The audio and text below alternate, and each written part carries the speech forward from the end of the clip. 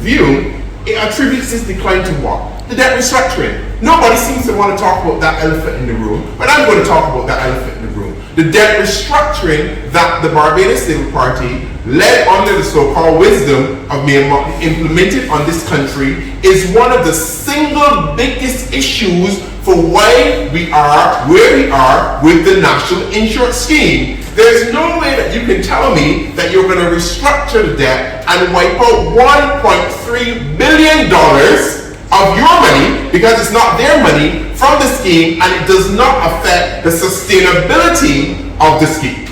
And that's the kind of argument you hear from the other side. A lot of hogwash.